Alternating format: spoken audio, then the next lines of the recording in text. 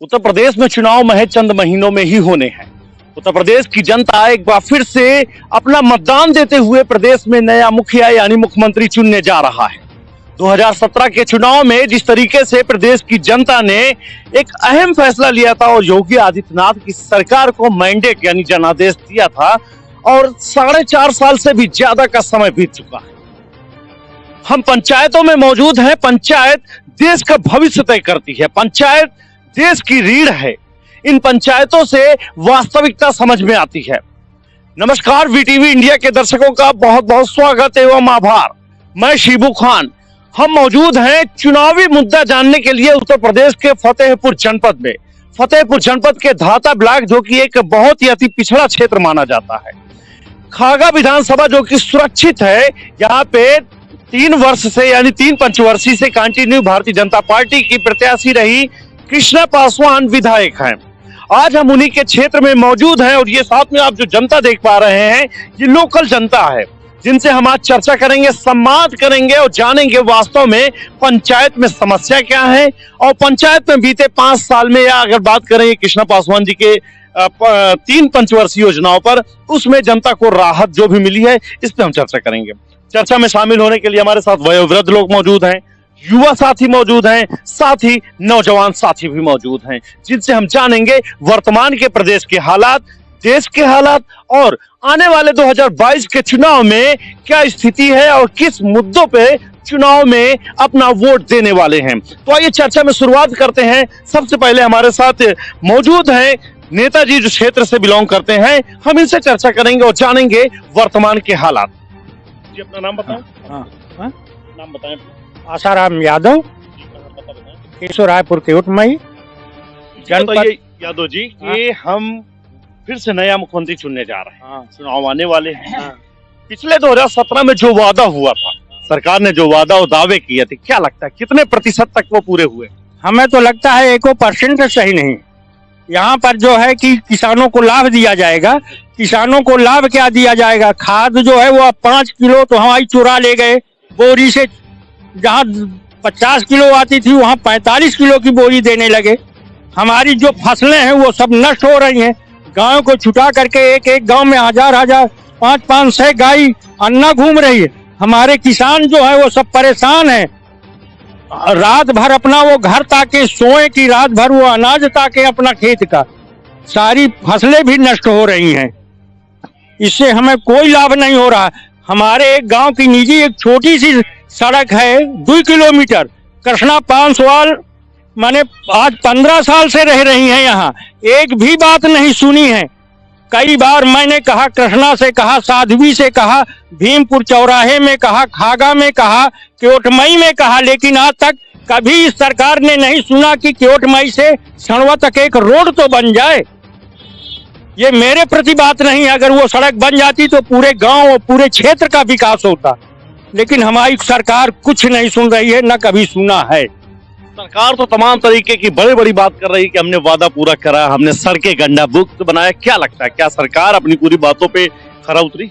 नहीं उतरी साहब। वो तो गुड़ एक ढंग के जैसे कुत्ता को गुड़ दिखाया दिया जाता है और कुत्ता जूझ पड़ते हैं और अपना काम करने वाले चोर लोग कर लेते हैं। इसी ढंग से हमसे गल्ला दिया जाता है 5 किलो में खुश रहो। ये 5 किलो में हम कितना जीत जाएंगे, कितने में? तो आप जिस तरीके से देखा और सुना, ये है ग्रामीणों में आक्रोश। आक्रोश क्षेत्र में विकास करना होना है। आक्रोश जो सरकार तमाम तरीके की वादे और बात कही है उसका पूरा न होना है। इसी कड़ी में हम अन्य साथी को भी शामिल करते हैं। भारतीय जनता पार्टी जो कि वर्तमान में पुनः फिर से चुनाव में जाने को तैयार है। चुनावी मुद्दे आज भी भाजपा कह रही कि हम विकास के नाम पे चुनाव लड़ने जा रहे हैं। तो वयोवृद्ध दादाजी हमारे साथ मौजूद हैं। ये बताइए, भारतीय जनता पार्टी जो पिछले वादे करी पूरे हुए हैं और यदि भारतीय जनता पार्टी पे आरोप रहा है कि हमेशा सही मंदिर मस्जिद के नाम पे वोट मांगी है, तो क्या लगता है पुनः भाजपा फिर से इन्हीं मुद्दों पे जाकर वोट मांगेगी? अपना नाम? शिवभरण शुक्ल, वो आलमपुर गेरिया, मजरे सुखनापुर। और सरकार ने कहा कि सबका साथ सबका विकास, लेकिन ये हुआ नहीं है। 10 साल हो गए, ये हो नहीं रहा है। फिर भी जातीयता है। और हमारे ग्राम सभा सुखनापुर की नाली आप गांव में घुस के आप चेकिंग कराइए। हाँ, और कॉलोनी और ये लैट्रिन के विषय में सरकार तो दे रहा है, लेकिन यहाँ अधिकारी क्या कर रहे हैं, वीडियो से लगा के और सेक्रेटरी ब्लॉक में जिसकी लाठी वही की भैंस हो रही है। और 5 साल जो विधायक बन गया मंत्री, न मंत्री सही खाली विधायक है, तो वो उड़ गया आकाश में। उसके आल औलाद तक का यानी निवास बंगला और पेंशन जो है जिंदगी तक का उसको बन गया। हाँ, और सबसे मौत जो है वो किसान नाम की है। हम किसान हैं। हाँ, हमारे जात ब्राह्मण से आप भले घृणा करो, लेकिन नहीं, ऐसा नहीं है। सबका साथ सबका विकास यानी भगवान का शब्द है, वो एक जन को नहीं देखते। और कॉलोनी मिलती है वो कबूतर पालने के लिए, थोड़े थोड़े 200 गड्ढा खन के 6,000 में कॉलोनी बन जाती है और शायद सरकार 12 और 12,500 देती है। हाँ, शौचालय के लिए 20,000 जो है वो कॉलोनी में जो है जनता देती है। वो मतलब हाँ, वो अगर भाजपा जो मंदिर मस्जिद का हमेशा चुनाव मुद्दा बनाई है, तो इस बार क्या मुद्दा, क्या ये बनाएगी? हाँ, तो अब सरकार जो मतलब बने वो क्या मुद्दा करेगी, इसको बताए, सरकार बताए। हाँ, गौशाला में मालूम है कि सरकार बहुत देती है दौलत, या आखिर कहाँ जाती है? जानवर गाय मर रही हैं। हाँ, यानी अपराध हो रहा है। थोड़ा धर्म के तरफ, बहुत कलयुग है, ठीक है, मानते हैं होगा अत्याचार राक्षसों का, मतलब सरकार वो ठीक है, लेकिन गौएं मर रही हैं। तो जिस तरीके से आक्रोश साफ जाहिर हो रहा है, गौशाला के नाम पे सरकार ने तमाम तरीके का फंड देना शुरू किया है।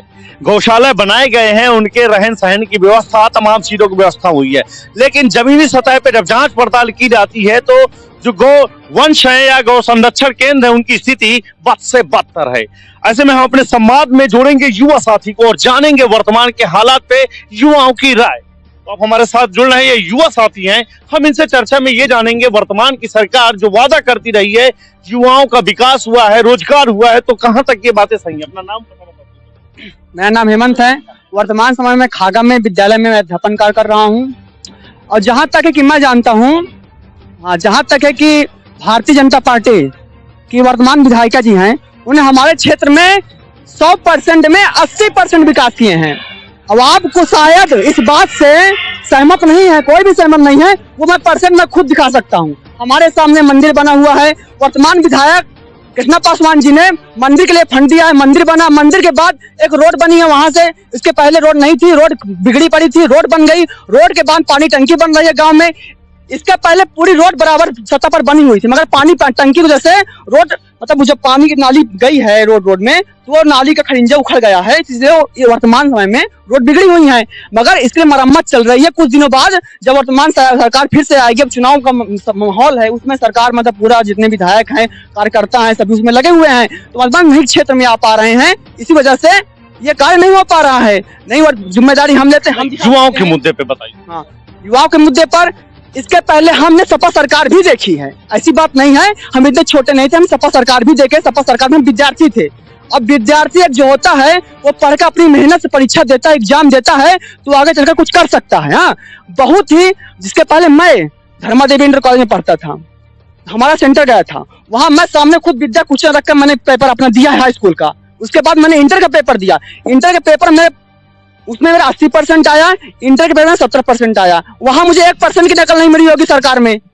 2018 में योगी सरकार आ गई थी, 1% की नकल नहीं मिली है, 70% मेरे आए थे। उसमें मैं गर्वान्वित महसूस करता हूं कि हमारी एक ऐसी सरकार है, ऐसी भारतीय जनता नाम की पार्टी की एक ऐसी सरकार है जो आई बैठी है राज्य में, जिसकी वजह से हम अपने दम पर पेपर दे रहे हैं और पास हो रहे हैं, और हमारे अंदर एक अलग कॉन्फिडेंस प्रतिभा झलक रही है, जिससे आगे चल करके हम कुछ उन्नति कर सकते हैं। और जहाँ रही तो जिस तरीके से इन्होंने एक बात रखी है, ये युवा साथी इन्होंने बात रखी है कि सरकार में शिक्षा को लेकर अपनी बात रखी है, जो जताया कि बीते पूर्ववर्ती सरकार सपा सरकार में परीक्षाओं की क्या स्थिति रही है और वर्तमान में क्या स्थिति रही है।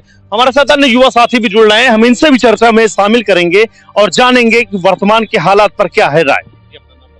भाई दिगंबर सिंह यादव, ग्राम केशवरापुर कोट में, धाता फतेहपुर। भाई आज की हालात हमारे यहाँ तो बहुत बिगड़ी हुई, सबकी अलग अलग सोच है। भाई हमारे हिसाब से जैसे हम लोग किसान हैं, यहाँ पैसा लेके भी जाते हैं दुकान तो खाद पानी नहीं मिल पाता, पैसा देने के बावजूद भी काम नहीं हो रहा। जो अभी तक खाद सपा सरकार में 900 की बोरी डीएपी मिल रही थी, वर्तमान सरकार में 1250 1400 की डीएपी के नाम पर दुकानदार लूट रहे हैं।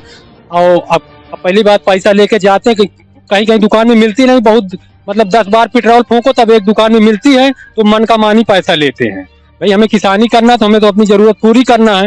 रही बात खेतों की ये स्थिति हो गई है कि वहाँ गाय सांड से हम लोग बहुत परेशान हैं। भाई अन्ना चल रहे हैं, डीजल पेट्रोल इतना महंगा हो गया, जो जुताई सपा सरकार में 500 रुपया 300 रुपया घंटा किसान खेत जोतवाते थे, वो वर्तमान सरकार में 800 रुपया 900 रुपया 1000 रुपया घंटा जुताई चल रही है। खाद और ये बीज जुताई से किसान ग्रस्त हो चुका है। तो हमें ऐसी सरकार नहीं चाहिए। इस सरकार में वो हत्या, लूट, डकैती, बलात्कार के केस आए दिन पेपर में, हाँ आए दिन पेपर में, वो अपनी अपनी बात है, आए दिन पेपर में निकलता है। इस सरकार में किसी की कोई, जिसके पैसा उसकी सुनाई होती, जिसके नहीं है पैसा उसको थाने में यहाँ तक की रिपोर्ट नहीं लिखी जाती है। असलियत ये है। तो जिस तरीके से आपने देखा कि किस तरीके से आक्रोश है देश में बढ़ती महंगाई से, जिससे तमाम तरीके के रेट का बढ़ जाना जनता के लिए परेशानियों का सबब बन रहा है।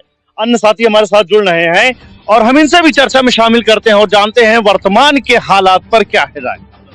यदुराज सिंह यादव, केशव रायपुर कोट में से मैं बोल रहा हूँ। योगी भर्ती में योगी ने जितनी वैकेंसी निकाली है उसमें सब पेपर लीक हुआ है। यूपी भर्ती, शिक्षक भर्ती 69,000, पुलिस की भर्ती पेपर लीक हुआ, पीटी पेपर लीक हुआ, XYZ कोई भी वैकेंसी यूपी सरकार में, योगी सरकार में निकली, वो सब पेपर लीक हुआ है। लोग कहते हैं कि योगी सरकार बहुत अच्छी, मैं कैसे मान लूं कि योगी सरकार में ऐसा कौन सी ऐसी परीक्षा हुई जिसमें पेपर नहीं लीक हुआ? हर पेपर लीक हुआ है। और गाय गौशाला योगी सरकार ने बनवाया, गौशाला में आज देखने जाओ 200 गाय मिलेंगी, 10 दिन के बाद देखने जाओ वहाँ 50 गाय नहीं रहती। योगी सरकार उन गायों को कटवा के बेचवा देती है। इसीलिए तो गौशालाओं में गाय की कमी हो रही है, कुछ हो ही नहीं रहा है। प्लस पूरी खेती किसानों की चल रही है। क्या कर रही है योगी सरकार? कुछ नहीं कर रही। ये युवा साथी, जिस तरीके से एक साथी ने पक्ष में बात रखी, कुछ साथियों में आक्रोश दिखा, विपक्ष में बात रखी है। वैसे चुनाव आने वाले हैं, देश की जनता सब कुछ जानती है, ये देश का आदमी बहुत समझदार है, लेकिन जब जब वोट पड़ते हैं तब तब कहीं कहीं भावनाओं में, धर्म के नाम पे, जाति के नाम पे, तमाम अन्य लोग कुलभावन सपनों के नाम पे वोट का चाहे ध्रुवीकरण हो जाता है या वोटों की बिक्री हो जाती है। खैर, बदलाव हुआ है, इंटरनेट का दौर हुआ है, जानकारी लोगों में बढ़ी है। यदि आप कोई बात अपनी रख रहा है तो तमाम तरीके से लोगों में बदलाव आया है। पहले के माहौल अब में बदलाव आया है, चाहे पंचायत स्तर में हो या शहरी क्षेत्रों में। इंटरनेट के चलन से जो नॉलेज में इजाफा हुआ, हाँ कुछ दुरुपयोग भी हुआ है। व्हाट्सएप यूनिवर्सिटी वालों का ज्ञान कुछ ज्यादा ही हुआ, जो कि गलत है। गलत तरीके से नॉलेज आता है। बहुत सारी चीजें ऐसी हैं कि जो जनता अपनी बातें पीड़ा बता नहीं पाती, सही प्लेटफॉर्म नहीं मिल पाता है। प्लेटफॉर्म की बात करें तो समय समय पर प्रतियोगिताओं का न होना, विद्यालय में शिक्षण, चूंकि 2 साल से हमारा देश कोरोना जैसी महामारी से जूझ रहा है, शिक्षा प्रणाली पर भी सवाल उठे और शिक्षा पर भी सवाल होते रहे हैं। आज शिक्षा की स्थिति यह है कि परीक्षाएं न होने पर प्रमोट कर दिया जाता है, लेकिन ऐसे प्रमोट किए हुए छात्रों का भविष्य आने वाले वैकेंसीज में ज्यादा पड़ने वाला है। सरकार को समय रहते हुए चाहिए कि शिक्षा नीति, भारत में एक शिक्षा नीति बनाना चाहिए, एक बोर्ड बनाना चाहिए, एक शिक्षा शुल्क होना चाहिए, एक पाठ्यक्रम होना चाहिए, तभी देश में नया बदलाव आएगा। तमाम और मुद्दे हैं, तमाम और बातें हैं, क्योंकि जनवरी से अधिसूचना जारी होने की उम्मीद है। 2022 का चुनाव जो भी मोड़ ले, लेकिन जनता अभी से मिजाज बनाना शुरू कर दी है। देश में बढ़ती महंगाई कहीं ना कहीं निश्चित तौर से भाजपा या वर्तमान की सत्तारूढ़ दल को नुकसान साबित कर सकती है। वहीं विपक्षी दल भी जैसे समाजवादी पार्टी की बात चल रही है, पिछले 2017 में पारिवारिक कलह का सामने आना, आपसी मतभेद का सामने होना, तमाम ऐसी चीजें हैं। समय रहते हुए यदि जनता जागरूक हो गई तो अपना वोट निश्चित तौर से विकासशील पुरुष और विकास करने वाली सरकार पे ही देगी। एक बार फिर से बताया चले कि वीटीवी इंडिया हमेशा से ही दबे कुचले शोषितों वंचितों की आवाज उठाता रहा है और भविष्य में भी उठाता रहेगा। पुनः आप सभी का आभार।